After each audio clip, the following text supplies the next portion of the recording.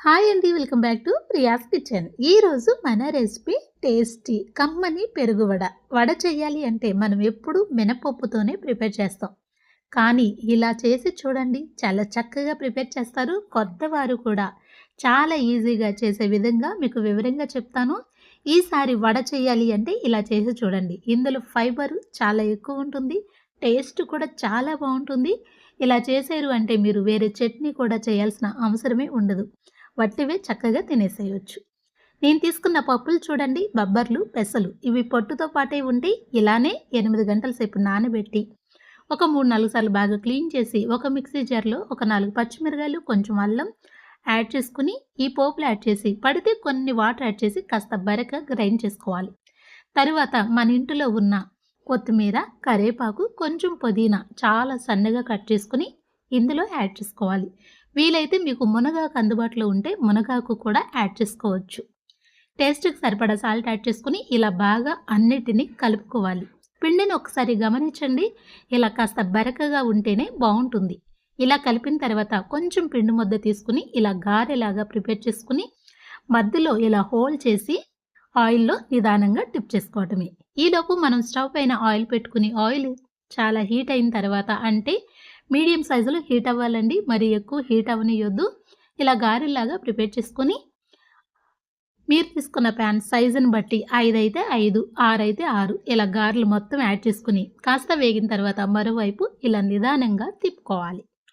ఇలా రెండు వైపులా ఒక్కొక్క నిమిషానికి చక్కగా వేయించుకుంటూ రెండు వైపులా మంచి కలర్ వచ్చేంత వరకు వేయించుకోవాలి. మనం పిండి గ్రైండ్ చేసేటప్పుడు కాస్త బరకగా గ్రైండ్ చేసాం కాబట్టి ఇవి చక్కగా వేగుతాయి. మనకి అక్కడక్కడ పప్పు పలుకులు ఉంటాయి కదా, అవి కూడా చక్కగా వేగినట్టు చక్కగా కనిపిస్తాయి. అలా పిండి గ్రైండ్ చేసుకుంటే మీరు తినేటప్పుడు చాలా టేస్టీగా ఉంటుంది. ఇలా ఒక నిమిషం పాటు చక్కగా వేయించుకోవాలి. చూడండి, ఈ మాత్రం కలర్ రావాలి. ఈ వడలు అస్సలు ఆయిల్ అనేది పీల్చు, చాలా చక్కగా వస్తాయి. కొంచెం కూడా ఆయిల్ అనేది ఉండదు. మనం టిష్యూ పేపర్ మీద కూడా యాడ్ చేయాల్సిన అవసరమే ఉండదు.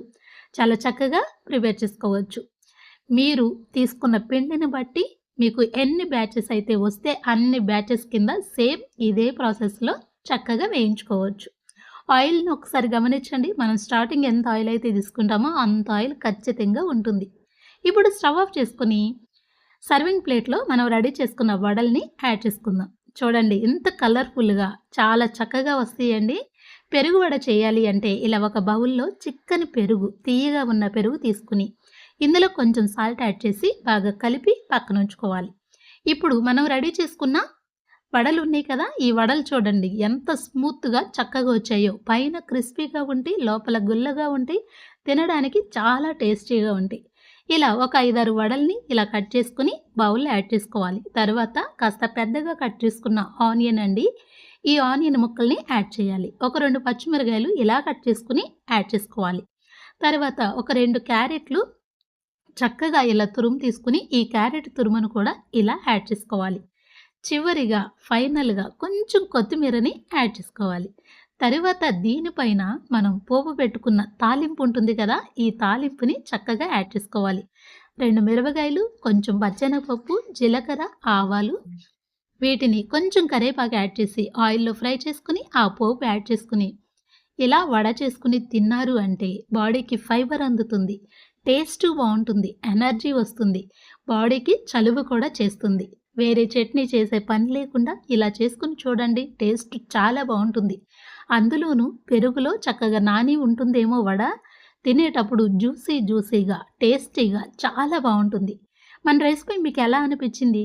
ఒక్కసారి ఇలా ట్రై చేయండి. వడ చేసేటప్పుడు ఇలా బొబ్బర్లతో పెసలతో చేసి చూడండి, టేస్టు చాలా బాగుంటుంది. ఇలా చేసిన తర్వాత మీరు ఎలా చేయగలిగారో, ఈ టేస్ట్ మీకు ఎలా అనిపించిందో కమెంట్ రూపంలో తెలియచేయండి. మన వీడియోలు మీకు నచ్చితే తప్పకుండా లైక్ చేయండి. మీకు తెలిసిన వారికి, మీ ఫ్యామిలీ మెంబర్స్కి, మీ ఫ్రెండ్స్కి మన వీడియోలు షేర్ చేయండి. Thank you.